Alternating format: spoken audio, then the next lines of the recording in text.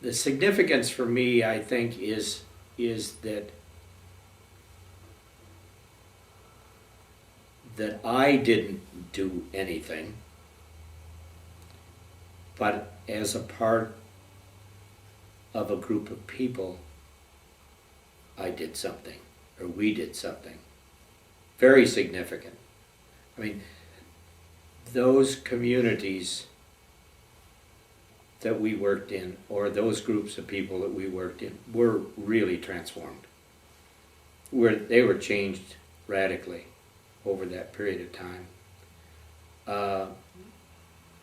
I think the most significant thing, as it has to do with that, is coming back after a period of time and seeing a place and seeing what Joseph Matthews used to say, what hath God wrought? And that saying stuck with me. What had we wrought, or what would we had make happen in those places?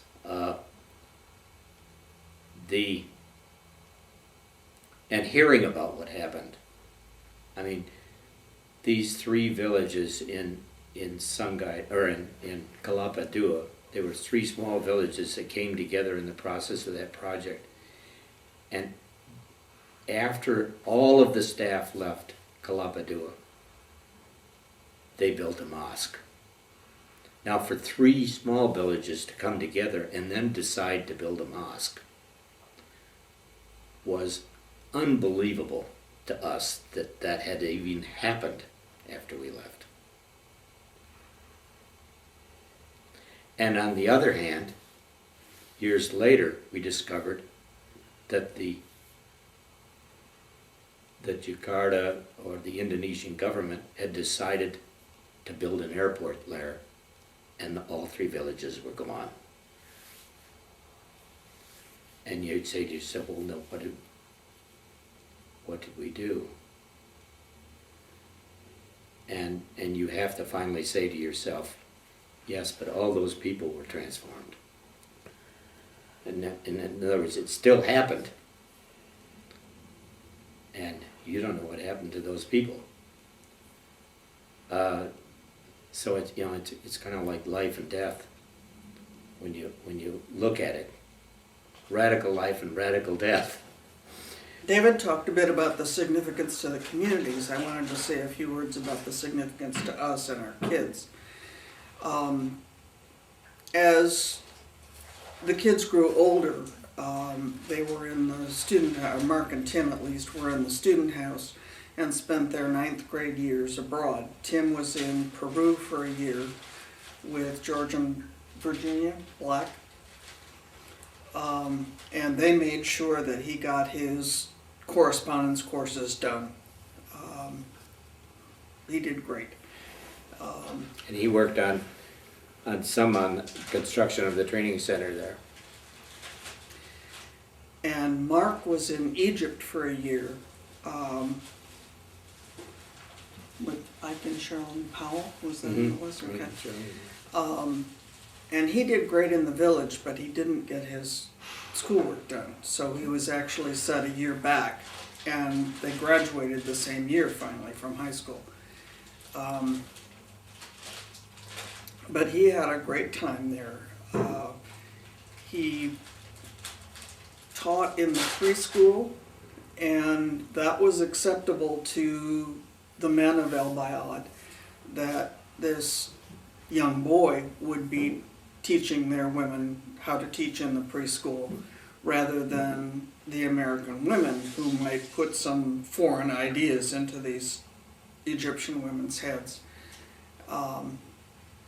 So he learned a lot, and in fact wrote his essay in order to get into Earlham College on the view from the water tower at El Bayad.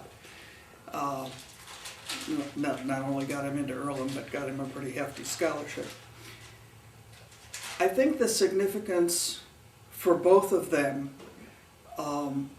was an understanding of international relationships Mark is now the vice president of the National Council of International Visitors in Washington, D.C., and has arranged for visitors to come from a number of third world and former Soviet countries to spend a week or two with American businessmen or professional people or political figures to learn how we do things. And he's followed up with some of them, and one particularly in Russia has become very successful as a result of what he learned in the U.S. And in the Netherlands, they're in the process of setting up a similar program to bring international business and professional people to the Netherlands for a similar kind of training program, and he's been working with them to set up that model. Tim is an aeronautical engineer and has accepted assignments with his company to work on the Boeing 787 with the firm in Naples, Italy, who's working on it, and kind of coordinating what they're doing in Spokane with what they're doing in Naples. He also worked on an Airbus project in Toulouse, France, and on a Bombardier project in Montreal, Canada. So he's learned a little bit of Italian and a little bit of French.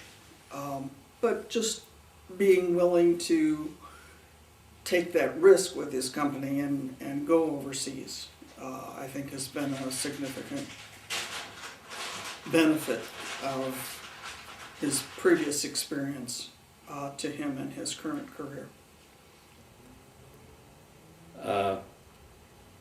So if you ask yourself, how does that affect me?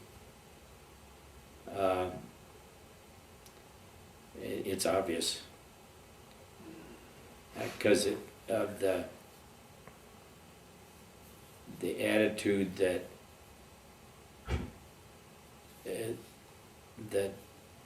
the word of possibility is always there. The word of possibility is always there. Anything's possible if you decide that it's possible. And that's the most significant thing of my learning of being in the Institute is the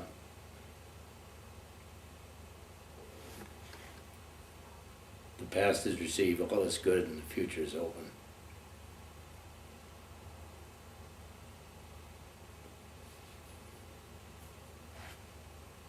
And so we're off driving across the country for a new future.